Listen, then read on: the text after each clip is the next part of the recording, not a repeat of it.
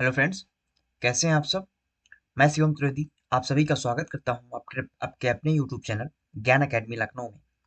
तो आज क्या करने वाले हैं, आप सभी ने देख लिया होगा थंबनेल में कि आज हम करने वाले हैं पिछले साल जो ऑनलाइन शिफ्ट में सीटेट के पेपर हुए हैं उसमें से 16 दिसंबर को जो पेपर हुआ है, यानी कि सबसे पहले दिन जो पेपर हुआ था ऑनलाइन वाला, उसका उसमें जो मैथ के जो क्वेश्चन आए थे उसका हम सॉल्व कराने वाले हैं।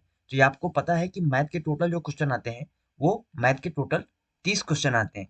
टोटल टोटल 30 क्वेश्चन आते हैं मैथ के, जिसमें से 15 नंबर की पेडागोजी आती है और 15 नंबर का न्यूमेरिकल आता है। तो यानी कि क्वेश्चन आते हैं। तो आपको हम बता दें कि ये जो 15 नंबर का न्यूमेरिकल वाला पोर्शन है इसको हम शिफ्ट वाइज कंप्लीट कराने वाले हैं। तो अगर आप हमारे चैनल में पहली बार आए हैं तो आप हमारे चैनल को ज्ञान एकेडमी लखनऊ को सब्सक्राइब कर सकते हैं, क्योंकि शिफ्ट वाइज इसमें अलग अलग सब्जेक्ट के हम सॉल्व सोल्यूशन कराने वाले हैं और बहुत अच्छी तरीके से कराने वाले हैं। और मैथ के लिए आप यकीन मानिए कि मैथ के लिए अगर आप प्रीवियस ईयर के क्वेश्चन कर लेंगे तो इससे बाहर कुछ भी नहीं होने वाला, क्योंकि प्रीवियस ईयर में जो क्वेश्चन आए थे सेम उसी पैटर्न पे इस साल भी क्वेश्चन बनेंगे। तो उम्मीद है कि ये सेशन जो होने वाला है ये आपके लिए बहुत हेल्पफुल होगा। और अगर हेल्पफुल हो तो ये सेशन आप अपने दोस्तों के साथ जिनका सीटेट का पेपर होने वाला है उनके साथ शेयर कर सकते हैं। तो चलिए बिना समय को गवाए हुए इस सेशन की शुरुआत करते हैं और देखते हैं कि 16 दिसंबर 2021 को पहली शिफ्ट में यानी कि पेपर वन में जो मैथ के क्वेश्चन आए थे वो कौन कौन से क्वेश्चन आए थे। वो सेम डिट्टो मैंने ऑफिशियल वेबसाइट से वो क्वेश्चन को निकाल के यहाँ पर डाला है। तो आप इसमें बिल्कुल भी टेंशन मत लीजिएगा कि ये क्वेश्चन कोई बाहर है। आप सीटेट का पेपर मिला लीजिए, 16 दिसंबर का जो पेपर है वो सेम पैटर्न वही है, सेम क्वेश्चन वही है। मैंने उनको यहाँ पे निकाल के रखा है। तो चलिए देखते हैं कि क्या कह रहा है क्वेश्चन। क्वेश्चन हमारा कह रहा है कि सिराज अपनी रसोई में सेबों को इस प्रकार व्यवस्थित करता है कि उसने पहली पंक्ति में 11 जोड़ी सेब, दूसरी पंक्ति में 22 जोड़ी सेब और तीसरी पंक्ति में 33 जोड़ी सेब रखे हैं। तो सिराज के पास कुल रसोई में कितने सेब हैं। देखिए जोड़ी का मतलब क्या होता है, जोड़ी का मतलब होता है जोड़ी का मतलब क्या होता है, जोड़ी का मतलब होता है कोई भी चीजें दो दो चीजें जो होती हैं इनको हम जोड़ी बोलते हैं। तो इसके पास कितनी लाइनें हैं, पंक्तियां हैं, एक लाइन, दो लाइन और तीन लाइन। पहली पंक्ति में कितने हैं, पहली पंक्ति में 11 जोड़ी, 11 जोड़ी यानी 11 गुड़े दो। दूसरी में 22 जोड़ी, 22 यानी 22 गुड़े दो।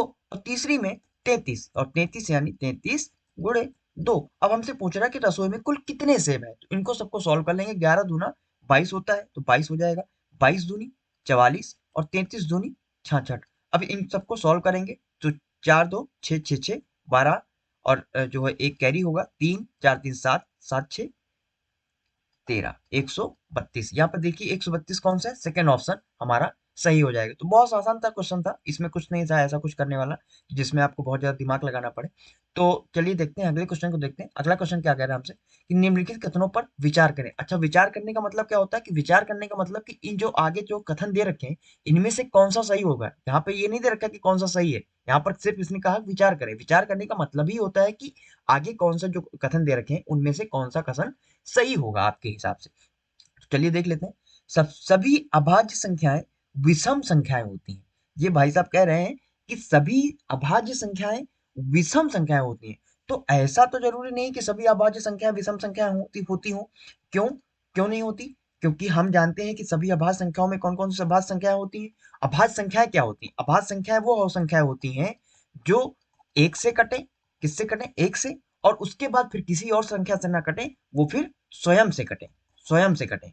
तो यानी एक से और स्वयं से कटे वो संख्याएं जो होती हैं वो हमारी अभाज्य संख्याएं हो जाती है। तो कौन कौन सी अभाज्य संख्याएं हैं हमारे पास, दो, क्योंकि ये एक से कटती है और स्वयं से कटती है, तो ये भी हमारी अभाज्य संख्या हो गई। तीन हो गई, पांच हो गई, सात हो गई, इसी तरह और भी सारी होती चली जाती हैं, आगे बढ़ते चले जाते हैं। तो कह रहे हैं कि अभाज्य संख्याएं विषम संख्याएं होती। तो यहाँ पर जो दो दे रखा है भाई साहब, ये दो ही हमारा जो है ये सम संख्या है। क्यों, क्योंकि ये दो जो है सम संख्या वो होती है जो दो से कट जाए, और दो जो है वो दो से कट जाता है, इसलिए ये सम संख्या है। और ये कह रहा है कि विषम संख्या होती है, तो यानी कि पहला क्वेश्चन, पहला कथन ही इनका गलत हो गया। अब अगले कथन की तरफ चलते हैं। अगला कथन क्या कह रहा है, एक अंक वाली केवल पांच अभाज्य संख्याएं होती हैं। तो ऐसा भी कोई जरूरी नहीं है, चलिए इसको भी हम देख लेते हैं। क्योंकि क्या है, कौन कौन सी संख्या होती, एक संख्या होती दो, अगली संख्या होती तीन, अगली संख्या होती पांच, अगली संख्या होती सात।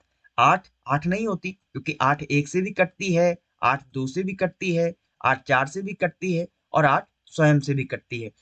तो यहाँ पर 8 के 4 गुणनखंड हो गए, तो ये जो है अभाज्य संख्या नहीं होगी। 9 9 1 से भी कटता है, 9 जो है 3 से भी कटता है और 9 स्वयं से भी कटता है, तो यहाँ पर भी इसके 3 गुणनखंड हो गए, तो 9 भी हमारा जो है अभाज्य संख्या नहीं होगा। और 10 जो है वो 2 अंकों की संख्या हो जाएगी। तो 1 अंकों की जो अभाज्य संख्या होगी वो टोटल कितनी होती हैं, और टोटल हमारी जो है 4 है। तो यहाँ पर दे रखा है कि 5 अभाज्य संख्या है, तो 5 नहीं होती भाई साहब, 1 अंक की अभाज्य संख्या टोटल जो होती है वो 4 होती है। तो यहाँ पर ये भी जवाब हमारा गलत गलत हो गया। अगले की पढ़ते हैं। अभाज्य संख्याएं अपरिमित रूप से अनेक है। ये बात सही है। क्यों सही है? क्योंकि अपरिमित रूप से अनेक है का मतलब कि जैसे 2 3 5 7 इस तरह अगर आप बढ़ते जाएंगे, 11 और बढ़ते जाएंगे तो 13, इस तरह बढ़ते जाएंगे तो आपको और बहुत सारी अभाज्य संख्याएं मिलती चली जाएंगी जैसे जैसे आप संख्या में बढ़ते जाएंगे। तो ये बात बिल्कुल सही है कि अभाज्य संख्याएं अपरिमित रूप से अनेक है, तो यानी थर्ड जो ऑप्शन है इनका ये सही है। अब फोर्थ ऑप्शन कौन सा है? अभाज्य संख्याओं के केवल 2 गुणनखंड हो सकते हैं। बिल्कुल सही बात है। क्यों? क्योंकि मैंने आपको बताया कि यहाँ पर 2 के सिर्फ 2 गुणनखंड है, 1 और 2। 3 के सिर्फ 2 गुणनखंड है, 1 और 3 स्वयं। 5 का सिर्फ एक एक 2 गुणनखंड है, 1 और स्वयं 5। तो ये बात बिल्कुल सही है। विषम संख्याएं वही संख्याएं होती हैं जिनके सिर्फ और सिर्फ 2 गुणनखंड होते हैं, यानी एक तो 1 होता है और दूसरा गुणनखंड होता है वो संख्या स्वयं। तो यहाँ पर ऑप्शन 3 और ऑप्शन 4 ये दोनों ऑप्शन सही हो जाएंगे। तो देखते हैं ऑप्शन में कौन सा 3 और 4 दे रखा है। तो तीसरा जो है ये ऑप्शन 3 और 4 दे रखा है, तो तीसरा ऑप्शन हमारा सही हो जाएगा। चलिए अगले क्वेश्चन की तरफ चलते हैं। अगला क्वेश्चन कहता है, स्कूल की एनएस एनएसएस इकाई ने प्रत्येक जरूरतमंद बच्चे को 3/4 किलोग्राम चीनी देने का फैसला किया है। एक प्रायोजक ने उन्हें इस काम के लिए 28 सही 1/2 यानी 28.5 केजी चीनी मिली है। कितने बच्चों को यह चीनी बांटी जा सकती है? तो इसके लिए सबसे पहले आपको क्या करना है, टोटल चीनी आपको देख लेनी है। टोटल चीनी कितनी है हमारे पास? टोटल चीनी जो है हमारे पास वो है, टोटल चीनी कितनी है? टोटल चीनी है, टोटल ये है हमारे पास 28 सही 1/2 केजी। तो 28 से 1/2 को सॉल्व करेंगे तो हमें पता है कि 28 ऐसे ऐसे जो भिन्न दे रखा होता है सही में, तो इसको क्या करते हैं, 28 को 2 से मल्टीप्लाई करेंगे, उसके बाद यहाँ पे जो नंबर दे रखा होता है उसको प्लस करते हैं और बट्टे में जो संख्या दे रखी होती है उसको लिख लेते हैं। तो 28 गुणे 2 बराबर हो जाएगा 56, और यहाँ पर कितना दे रखा है 1, तो +1/2 यानी कि 57/2 हमारा जो है केजी टोटल हो जाएगी। कितनी हो जाएगी? टोटल चीनी जो है हमारे पास ये इतनी चीनी हमारे पास है। अब हमें देना कितनी है? 3/4 केजी देनी है प्रत्येक बच्चे को। तो ये टोटल में प्रत्येक बच्चे की चीनी को डिवाइड कर देंगे तो हमारा आंसर आ जाएगा। तो टोटल चीनी कितनी है? 57/2, और हमें देनी कितनी है? 3/4। इसको डिवाइड कर देंगे। तो आपको पता है कि जब इसमें इस तरह डिवाइड का ऑप्शन आता है तो हम क्या करते हैं कि इस वाले को उल्टा कर देते हैं, यानी कि 57/2 मल्टीप्लाई कर देंगे और 4 ऊपर चला जाएगा तो 4 ऊपर आ जाएगा, 3 नीचे आ जाएगा। 2 को 4 से मल्टीप्लाई करेंगे 2, 3 को 57 से मल्टीप्लाई करेंगे तो ये हमारा कितना आ जाएगा?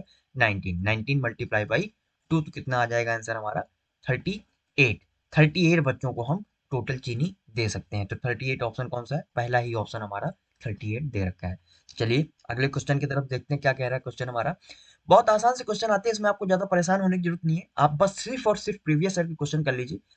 और एक बात, अगर आपको ये सेशन सही लग रहा हो, अच्छा लग रहा हो, तो आप इसको सब्सक्राइब जरूर कर लीजिएगा, क्योंकि आपको बता दूं कि ये पूरा बनाने में काफी समय लग जाता है। तो इस मेहनत के लिए आप हमें अगर सब्सक्राइब करेंगे तो हमें अच्छा लगेगा। चलिए अगला क्वेश्चन देखते हैं कि पूर्णांकों के संबंध में इनमें से कौन सा अथवा कौन से कथन सत्य हैं या हैं, यानी कि कोई एक कथन भी सही हो सकता है, दोनों सही हो सकते हैं, या फिर दोनों गलत हो सकते हैं। तो कथन आप पढ़ते हैं क्या कहता है? दो संख्याओं का गुणनफल सदैव संख्याओं के बराबर या उससे अधिक हो सकता है। यहाँ पे ध्यान से देखिएगा, दो संख्याएं दे रखी हैं, दो संख्याएं कोई भी हो सकती हैं।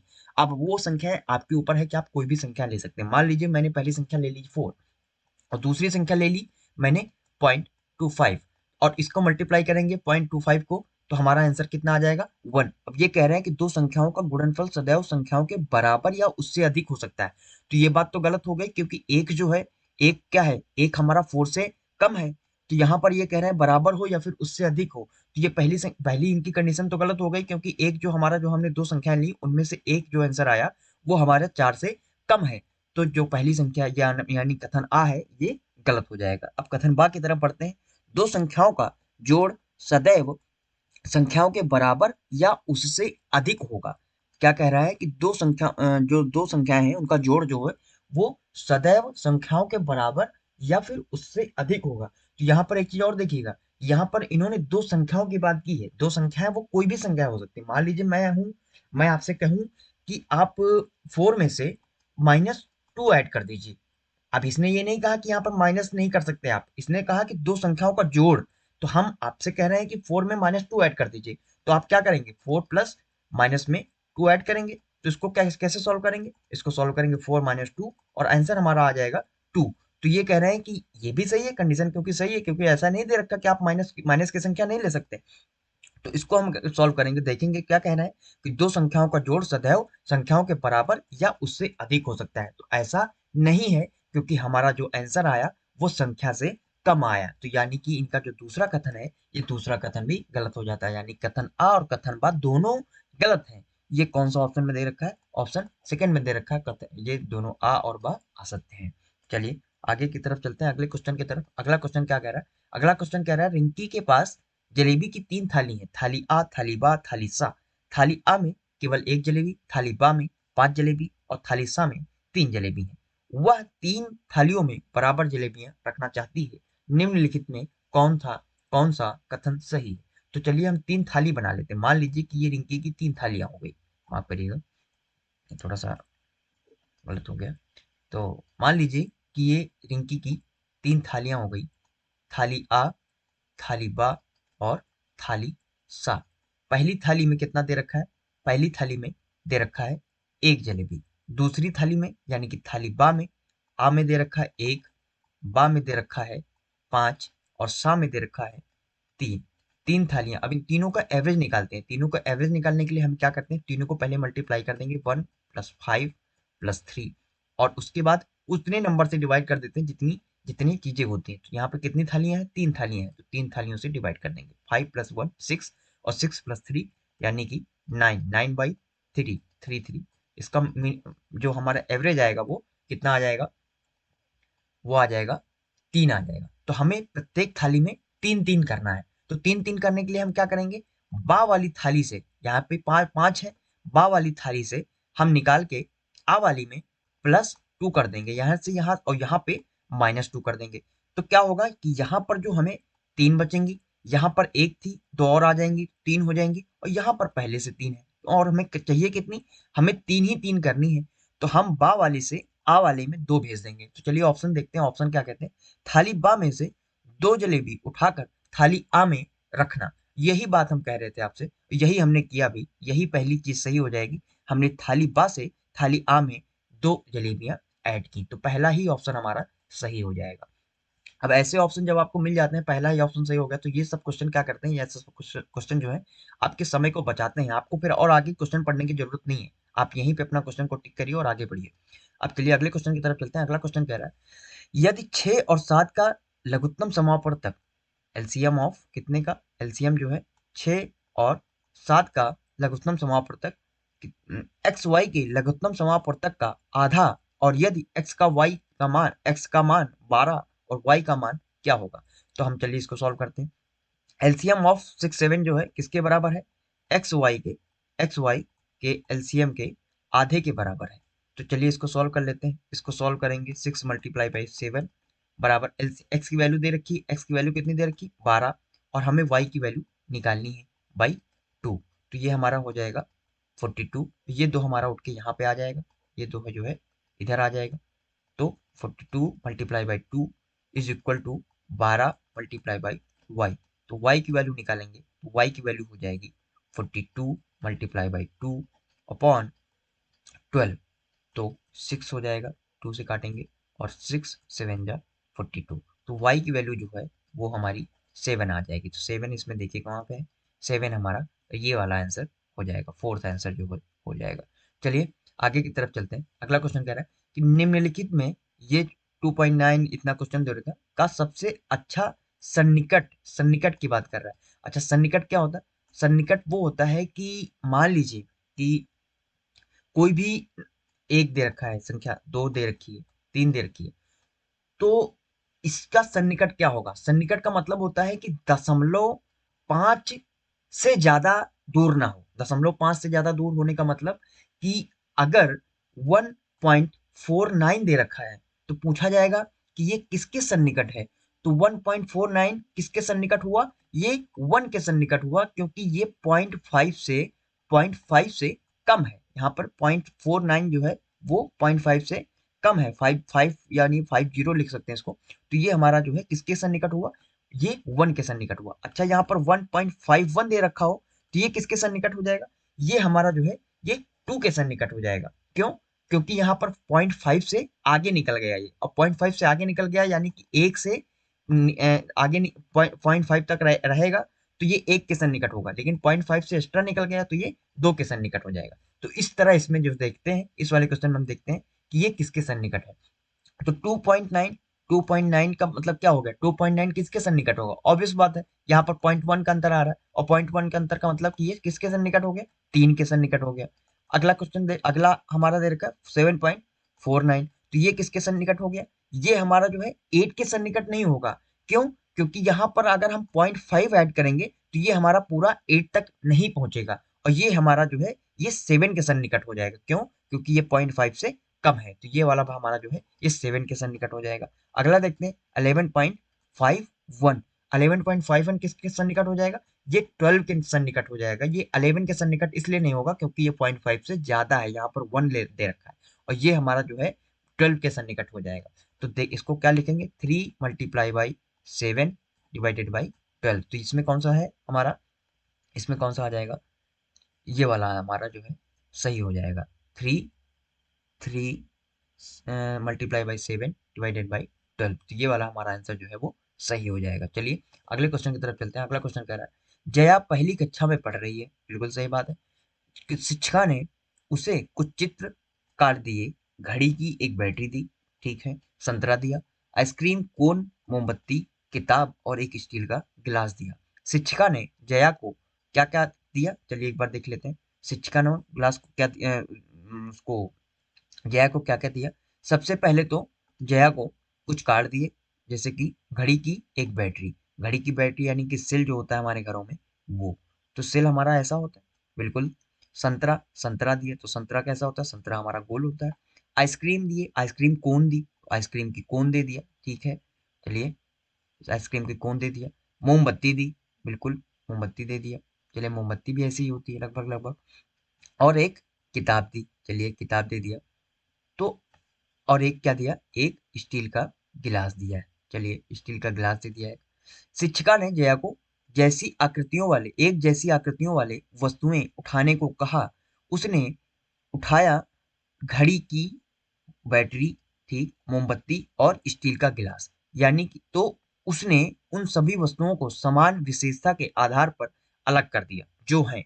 उसने क्या क्या उठाया, उसने घड़ी की बैटरी उठाई, उसने मोमबत्ती उठाई और स्टील का गिलास उठाया। अब हमसे कह रहा है कि जया ने उन आकृतियों के, उन जो चीज, वो सामान जो थी, वो चीजें जो थी, उनको उनकी आकृतियों के हिसाब से उठाया। तो वो उनकी आकृतियां कैसी थी, तो हमें ये बताना है कि वो कौन सी वस्तुएं थी, कौन सी आकृति की थी। तो हम सभी को पता है कि ये जो बैटरी है, और ये जो हमारा जो है मोमबत्ती है, और ये जो है क्या बोलते हैं गिलास जो है, ये सब क्या है, ये जो है ये हमारे जो है कोन के अंदर आ जाते हैं, कोन सॉरी सिलेंडर के अंदर आ जाते हैं, और सिलेंडर यानी कि बेलनाकार वस्तुएं हैं ये सब। तो बेलनाकार वस्तुओं को देखकर उसने जो है ये सभी चीजों को उठाया। तो इसका राइट आंसर क्या हो जाएगा, इसका राइट आंसर हो जाएगा बेलनाकार वस्तुएं, क्योंकि शेप इन सब का एक जैसा है। और कौन सा शेप है, बेलनाकार शेप है। चलिए आगे की तरफ चलते हैं। अगला क्वेश्चन कह रहा है, सुबह 6 बजे से दोपहर 3 बजे के बीच एक सही घंटे की सुई घंटे की सुई याद रखिएगा, घंटे की सुई कितने अंश का कोण लेगी। तो क्या करते हैं कि चलिए एक पहले से हम एक घड़ी बना लेते हैं। आप सभी को पता है कि जो टोटल सर्कल होता है इसका एरिया कितना होता है, ये टोटल जो होता है वो 360 डिग्री होता है। अब कह रहा है कि सुबह के 6 बजे से दोपहर के 3 बजे। अब सुबह के ये यहाँ पे क्या होता है, घड़ी में यहाँ पे 3 बजता है, यहाँ पे 12 बजता है, यहाँ पे 6 बजता है और यहाँ पे 9 बजता है। तो वो सुबह के 6 बजे की बात कर रहा है घड़ी, और वो भी कहा उसने घंटे की सुई जो होती है वो 6 पे होगी अगर 6 बज रहा है। तो उसके बाद उसने कहा कि आगे 3 बजता है दोपहर में। तो यहाँ से ये घड़ी चलती है और यहाँ से चलने के बाद ये यहाँ पे आके रुकती है, यहाँ पे आके रुकती है। तो आप सभी को पता है कि जो टोटल एरिया होता है सर्कल का, ये 360 डिग्री होता है, और इसमें से आधा जो होता है वो 180 होता है, और आधा कर दिया जाए तो ईच जो है यानी कि हर एक जो है ये 90-90 डिग्री का हो जाता है। ये सब जो है ये 90-90 डिग्री के हो जाएंगे। तो यहाँ पे एक तो ये 90 डिग्री का हो गया, एक ये 90 डिग्री का हो गया, ये वाला एक ये 90 डिग्री का हो गया, और यहाँ पे 3 बजे आके ये घड़ी रुक जाती है, तो यहाँ पर ये 90 डिग्री का हो गया। तो टोटल 90 प्लस 90 और प्लस 90। तो ये हमसे पूछ रहा है टोटल, इसने टोटल कितना एरिया, कितनी कितनी अंश ये जो है, कितना अंश जो है ये कोण घूमी। तो तीनों को ऐड कर देंगे तो कितना हो जाएगा, 270 हो जाएगा। तो राइट आंसर हमारा 270 हो जाएगा। चलिए आगे की तरफ चलते हैं, अगले क्वेश्चन की तरफ। कह रहा है कि एक आयत जिसकी भुजाएं केवल प्राकृत संख्या हैं का क्षेत्रफल 24 वर्ग सेंटीमीटर है, तो उसका परिमाप नहीं हो सकता। हमसे कह रहा है कि उसका परिमाप नहीं हो सकता, तो उसके लिए क्या करेंगे, उसके लिए हमें 24 दे रखा है, तो 24 के हम फैक्टर निकाल लेते हैं। 24 के कौन कौन से फैक्टर हो सकते हैं, तो 24 के सबसे पहले फैक्टर हो सकता है एक, क्योंकि एक से 24 कटेगा, और एक गुणे 24 बराबर कितना होगा, 24 हो जाएगा। दो से कट जाएगा 24, दो से 24 कट जाएगा, ठीक। और साथ ही साथ ये 3 से कट जाएगा, 3 से कट जाएगा, और 4 से कट जाएगा, 4 से कट जाएगा, बिल्कुल सही बात है, बिल्कुल सही बात, ठीक। और किस संख्या से कटेगा ये, और किसी संख्या से नहीं कटेगा।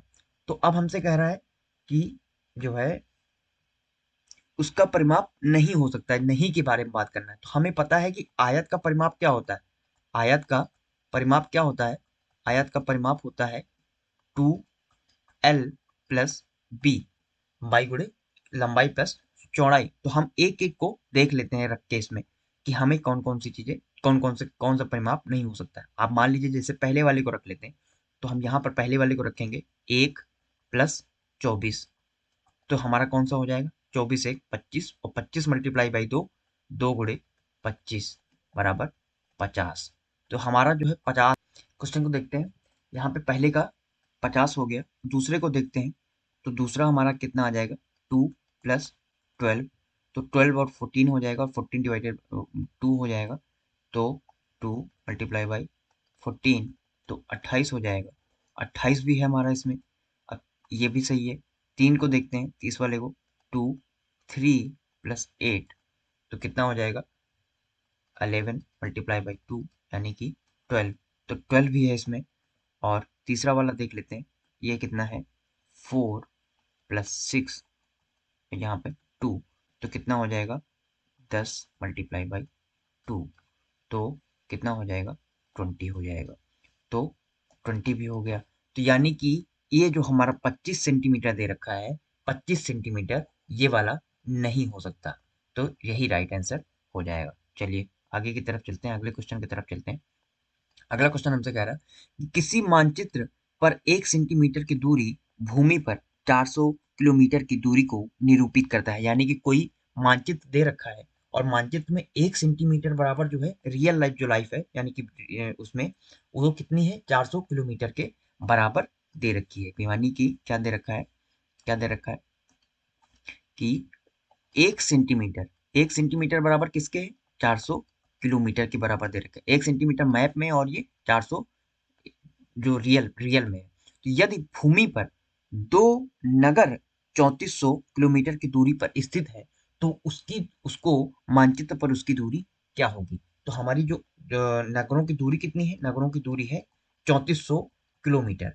ये आपको जरूर देख लेना कि किलोमीटर और मीटर में तो नहीं दे रखा, तो दोनों किलोमीटर में दे रखे हैं, तो इसलिए आपको इसमें कोई प्रॉब्लम नहीं होने वाली। तो 3400 किलोमीटर को दे रखा है, तो हमें बता रहा है कि मानचित्र में इसकी दूरी कितनी होगी। तो इसके लिए आपको सिंपली क्या करना है, 3400 को मल्टीप्लाई कर देना है 400 से, तो ये बहुत आसानी से निकल आएगा, जीरो से जीरो कट जाएगा, और चार चार को मल्टीप्लाई करेंगे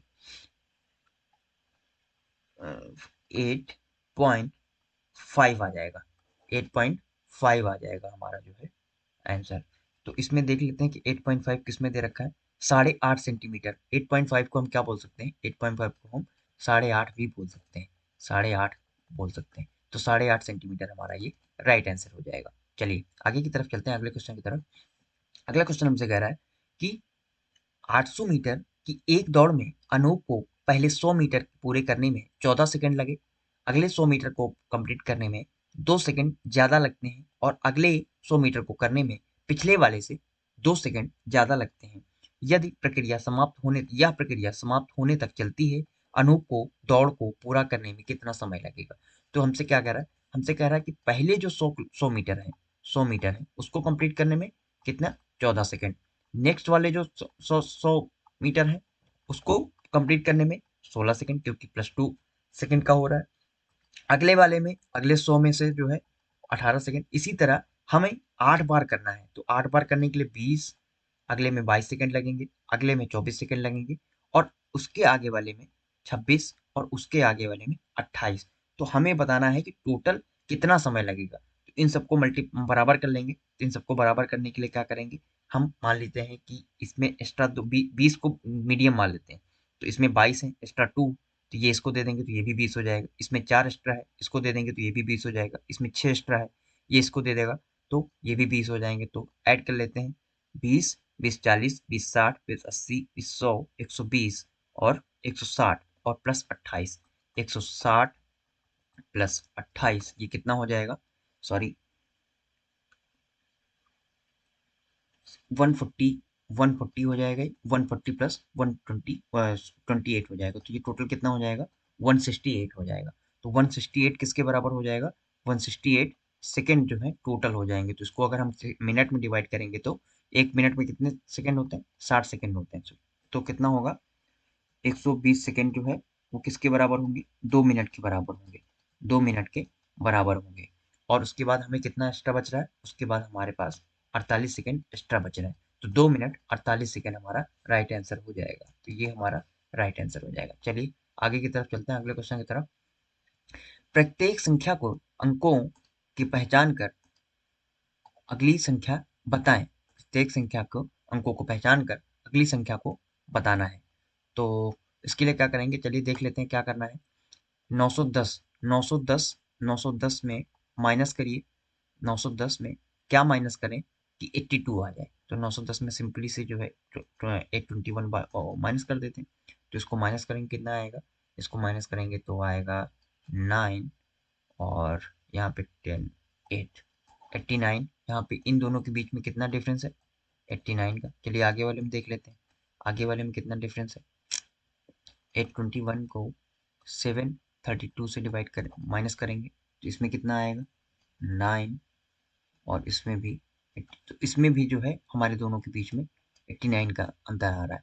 तो अब 643 में भी हम 89 को ही माइनस करेंगे। 643 दे रखा है, इसमें माइनस करेंगे 89 को, तो ये कितना आएगा? ये आएगा 4 5 5 5 5 4 आ जाएगा। देखिए इसमें ऑप्शन में कौन सा दे रखा है? पहला ही ऑप्शन दे रखा है 554। तो पहला ऑप्शन हमारा जो है ये सही हो जाएगा। तो चलिए आगे की तरफ चलते हैं, अगले क्वेश्चन की तरफ। अगला क्वेश्चन कौन सा क्या कह रहा है हमसे? अगला क्वेश्चन कह रहा है कि एक बच्चे द्वारा 5 विषयों में प्राप्त अंकों का माध्य 74 है, तो उसके 3 विषयों में 70, 75 तथा 80 अंक प्राप्त किए। 70, 75 तथा 80 अंक प्राप्त किए उस बच्चे द्वारा बाकी 2 विषयों में प्राप्त अंकों का माध्य क्या होगा? उस बच्चे द्वारा बाकी के जो 2 विषय हैं उनका माध्य हमें बताना है। तो उसके लिए आपको क्या करना है? उसके लिए आपको करना है कि टोटल सबसे पहले जो 5 सब्जेक्ट दे रखे हैं, मान लीजिए कि 5 सब्जेक्ट कौन कौन से दे रखे हैं। मान लीजिए कि 5 सब्जेक्ट में जो अंक उसने प्राप्त किए, पहला सब्जेक्ट मान लीजिए ए और दूसरा सब्जेक्ट हम मान लेते हैं बी, और बाकी के जो 3 सब्जेक्ट हैं उनका माध्य दे रखा है, उनका नंबर हमें दे रखे हैं 70 प्लस 75 प्लस 80। और कितने से डिवाइड करेंगे? इसको 5 से डिवाइड करेंगे। ये किसके बराबर है? इसका माध्य कितना दे रखा है? इसका माध्य 74 दे रखा है। तो ए प्लस बी की वैल्यू निकालेंगे। ए प्लस बी की वैल्यू निकालोगे आप जब, तो ए प्लस बी बराबर कितना हो जाएगा? 74। ये 5 उधर चला जाएगा, divided by multiply by 5 minus 70 plus 75 plus 80। तो इसको जब मल्टीप्लाई करेंगे तो ये कितने के बराबर आ जाएगा, ये हमारा जो आ जाएगा ये 370 के बराबर आ जाएगा। और माइनस करेंगे तो इन सबको ऐड करेंगे तो ये सब ऐड करने के बाद कितना आ जाएगा, ये सब आ जाएगा 225 यानी कि 225 के बराबर आ जाएगा। तो ए प्लस बी हमारा जो है वो किसके बराबर आ जाएगा, ए प्लस बी बराबर हो जाएगा, ए प्लस बी बराबर हो जाएगा 145 के। तो हमें एक का बताना है, तो वन वन इनका जो है माध्य बताना है दोनों का। ये हमसे क्या कह रहा है कि विषयों में प्राप्त अंकों का माध्य क्या होगा। तो a plus b divided by two is equal to 145 divided by two. तो ये क्या होगा, किसके बराबर आ जाएगा, ये आ जाएगा 42.5 के। इन दोनों का ए प्लस बी का जो माध्य आएगा वो हमारा आएगा 72.5। तो इसमें ऑप्शन कौन सा दे रखा है, सेकंड ऑप्शन दे रखा है, यही ऑप्शन हमारा जो है सही हो जाएगा। चलिए आगे की तरफ चलते हैं। अगला क्वेश्चन हमसे कह रहा है, अगला क्वेश्चन कह रहा है कि हर्षिता अमीना जोसेफ द्वारा एक दिन का पैदल चलने का विवरण नीचे दिया गया है। ठीक, हर्षिता कितनी देर चलती है, सुबह शुरू करने का समय है इसका 5:32 पे चलती है और खत्म कितने बजे चलती है, 6:49 पे। ठीक, अमीना जो है 5:27 पे शुरू करती है, 6:37 पे खत्म करती है, और जोसेफ 6:06 पे शुरू करते हैं और 7:31 पे खत्म कर देते हैं। तो चलिए दोनों का सबका निकाल लेते हैं। सबका निकालने के बाद हम देखते हैं कि क्या कितना निकल के आता है।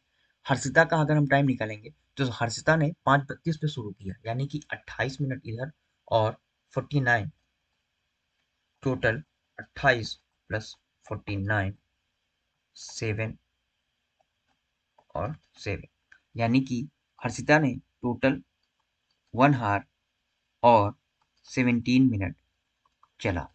अब अमीना की बात करते हैं, तो अमीना कितना चली, अमीना ने 5:27 में अमीना ने स्टार्ट किया यानी कि 33 सेकेंड इधर, 33 मिनट इधर और 37 इधर।